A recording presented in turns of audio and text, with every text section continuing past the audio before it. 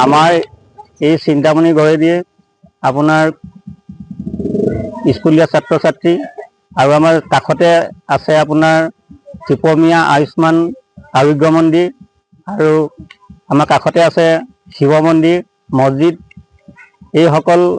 এইসমূহ স্থানলৈ আমাৰ ৰাইজ বহুত কষ্ট হয় বাৰিষা হ'লে ৰাস্তাতে অহা যোৱা কৰিবলৈ।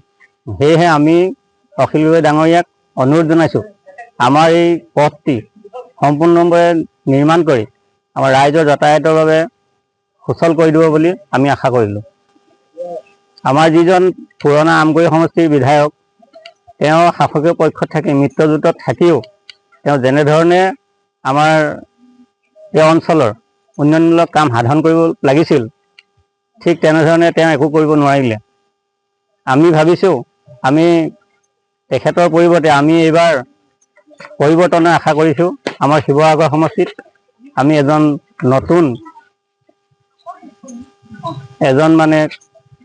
যিজনে বিধানসভাত উচ্চ কণ্ঠৰে আমাৰ দাবীসমূহ পূৰণ কৰিব পাৰে, খাতি খোৱা মানুহৰ বাবে প্ৰতিবাদ কৰিব পাৰে, আমি তেনেকুৱা এজন ব্যক্তিক আমাৰ এই শিৱসাগৰ সমষ্টিত আমি বিচাৰিছোঁ। আমি অখিল গগৈ ডাঙৰীয়াক আমি এইটোৱে জনাব বিচাৰিছোঁ যে আমাৰ এই যিছোৱা পথ বৰ্তমান দুৰৱস্থা হৈ আছে, ৰাইজৰ সুচল যিটো যাতায়াতৰ ব্যৱস্থা আছিল সেইটো বিনষ্ট হৈ পৰিছে। আমি সেইটো তেওঁ পুনৰ এটা পথ নিৰ্মাণ কৰি আমাক ৰাইজক যাতায়াতৰ বাবে সুচল কৰি দিব বুলি আমি আশা কৰিছোঁ। শিৱসাগৰ জিলাৰ সোণামুখ গাঁও পঞ্চায়তৰ অন্তৰ্গত ঐতিহাসিক চিন্তামণি গড়, এই চিন্তামণি গড় যিটো দুৰৱস্থা, এজাক বৰষুণতে বোকাময় পৰিৱেশ হৈছে। স্কুলীয়া ছাত্ৰ ছাত্ৰী আৰু সাধাৰণ ৰোগীৰ বাবে বহুত কষ্টকৰ হৈ পৰিছে। আমাৰ বৰ্তমান পুৰণা আমগুৰি সমষ্টিৰ বিধায়ক, তেওঁ শাসকীয় পক্ষত থাকি 10 বছৰেও আমাৰ ৰাইজৰ উন্নয়নমূলক কাম যেনেধৰণে কৰিব লাগিছিলে তদ্ৰূপ সেইধৰণে কাম হৈ নুঠিলে। তেওঁ মাত্ৰ আসনহে দখল কৰিলে, কিন্তু ৰাইজৰ ফালে পিঠি দিলে। আমি বৰ্তমান আমাৰ আমগুৰি সমষ্টিটো শিৱসাগৰ সমষ্টিত অন্তৰ্ভুক্ত হৈছে। সেয়েহে আমাৰ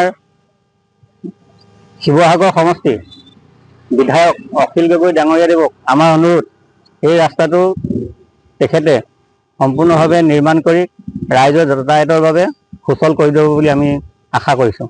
আমাৰ এই চিন্তামণি গড়েদিয়ে আপোনাৰ স্কুলীয়া ছাত্ৰ ছাত্ৰী আৰু আমাৰ কাষতে আছে আপোনাৰ ত্ৰিপমীয়া আয়ুষ্মান আৰোগ্য মন্দিৰ আৰু আমাৰ কাষতে আছে শিৱ মন্দিৰ মছজিদ। এইসমূহ স্থানলৈ আমাৰ ৰাইজ বহুত কষ্ট হয় বাৰিষা হ'লে ৰাস্তাতে অহা যোৱা কৰিবলৈ। সেয়েহে আমি অখিল গগৈ ডাঙৰীয়াক অনুৰোধ জনাইছোঁ, আমাৰ এই পথটি সম্পূৰ্ণভাৱে নিৰ্মাণ কৰি আমাৰ ৰাইজৰ যাতায়াতৰ বাবে সুচল কৰি দিব বুলি আমি আশা কৰিলোঁ। আমাৰ যিজন পুৰণা আমগুৰি সমষ্টিৰ বিধায়ক, তেওঁ শাসকীয় পক্ষত থাকি মিত্ৰজোঁটত থাকিও তেওঁ যেনেধৰণে আমাৰ এই অঞ্চলৰ উন্নয়নমূলক কাম সাধন কৰিব লাগিছিল, ঠিক তেনেধৰণে তেওঁ একো কৰিব নোৱাৰিলে। আমি ভাবিছোঁ আমি তেখেতৰ পৰিৱৰ্তে আমি এইবাৰ পৰিৱৰ্তনৰ আশা কৰিছোঁ। আমাৰ শিৱসাগৰ সমষ্টিত আমি